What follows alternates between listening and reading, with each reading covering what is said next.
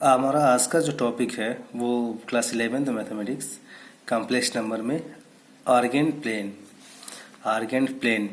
इसको हम complex plane या गॉसियन प्लेन के भी नाम से भी जानते हैं। आर्गेंट प्लेन, कॉम्प्लेक्स प्लेन और गॉसियन प्लेन।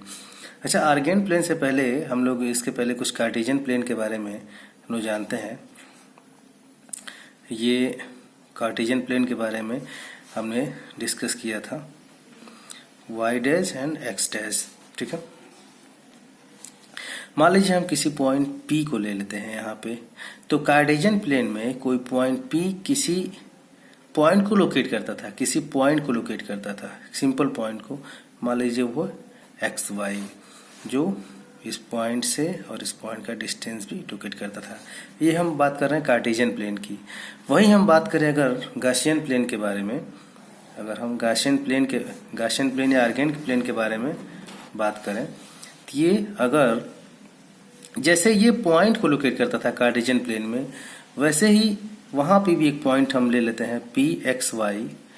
तो ये जो पॉइंट है आर्गेंट प्लेन में, यह एक कॉम्प्लेक्स नंबर को रिप्रेजेंट करता है। पी एक्स वाई जो है ये कॉम्प्लेक्स नंबर को रिप्रेजेंट करता है। इसका भी डिस्टेंस अगर हम ऐसे करें, अगर हम इस पॉइंट की बात करें, ये जो डिस्टेंस होता था वो होता था x, और ये इसको x मान लीजिए, इसको y मान लीजिए, y डैश x डैश, तो ये होता था आपका y। ठीक है, तो इस प्लेन पे x एक्सिस की हम बात करें, तो अगर हम इसको कॉम्प्लेक्स नंबर में नोटेट करना है, नोटेशन दें, तो x प्लस आई जीरो, यहाँ पे x एक्सिस पे जो y का कोऑर्डिनेट होता था वो क्या होता था, जीरो। और सेम केस में y एक्सिस पे जो कोऑर्डिनेट होते थे, इसको हम क्या लोकेट करते थे, इसमें जीरो प्लस आई वाई।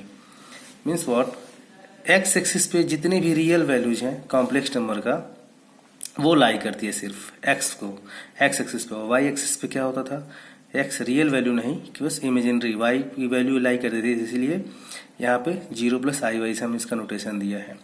तो अगर x एक्सिस की बात करें, तो x एक्सिस पे रियल वैल्यूड होने के कारण इसको रियल एक्सिस भी बोला जाता है।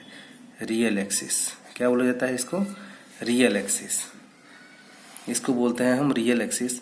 और चूंकि y पे केवल इमेजिनरी वैल्यू शो करता है, तो इसको इमेजिनरी एक्सिस भी बोलते हैं, इमेजिनरी एक्सिस। ठीक है, तो ये हुआ हमारा आर्गेंट प्लेन के बारे में।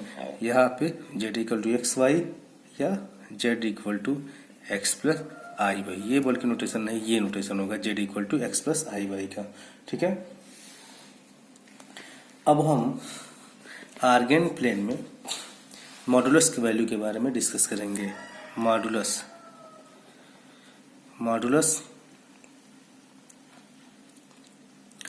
इन आर्गेंट प्लेन।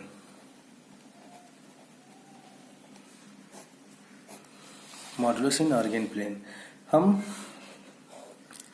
एक कंसीडर कर लेते हैं एक एक्सिस, ये x है क्या, इसको रियल एक्सिस भी बोलते हैं, और ये y इसको बोलते हैं इमेजिनरी एक्सिस, इसको बोलते हैं इमेजिनरी एक्सिस x को। तो हमने जो पॉइंट पी एक्स वाई को लोकेट किया, तो ये जो लाइन होता था ओ से हम एक P को मिला दें, ये टर्मिनेटिंग जो लाइन होती थी, इसी को बोलते थे मॉड ऑफ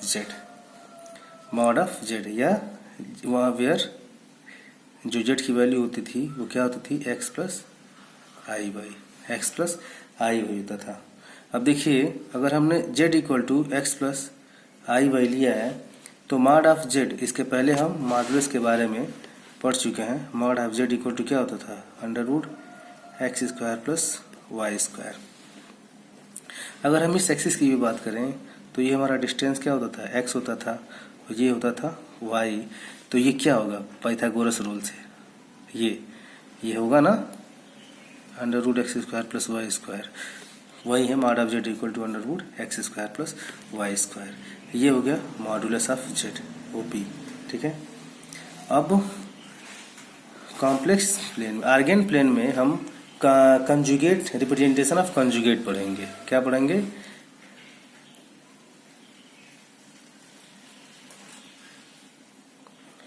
रिप्रेजेंटेशन ऑफ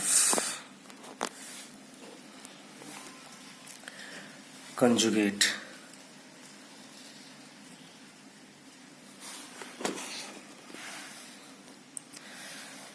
देखिए, अगर हम रिप्रेजेंटेशन ऑफ कंजुगेट की बात करते हैं तो हम एक पॉइंट ले लेते हैं P एक्स वाई, ठीक है। तो इसका जो कंजुगेट होगा इस P का, सीधे इसके वर्टिकली नीचे वाले पॉइंट पे हम इसका मान लीजिए Q माइनस एक्स वाई, ये P एक पॉइंट है एक्स वाई, तो आर्गेन प्लेन में इसका जो कंजुगेट होगा सीधे इसके वर्टिकली नीचे यहाँ पे कोई पॉइंट आएगा, इसको ऐसे हम लोकेट करते हैं। ये इसका क्या हो जाएगा, कंजुगेट पॉइंट हो जाएगा। पी एक्स वाई अगर यहाँ पे है तो उसका कंजुगेट क्यू एक्स वाई यहाँ पे होगा। यानी कि सिंपल केस में हम कह सकते हैं mirror image, both the point are mirror image to each other. इसका जो कंजुगेट होगा इसका मिरर इमेज होगा जस्ट उसके नीचे है। ये एक्स एक्सिस है, ये वाई एक्सिस, या इसको हम रियल एक्सिस बोलते हैं, इसको हम इमेजिनरी एक्सिस भी बोलते हैं, ठीक है। अब हम बात करेंगे polar representation of the complex number.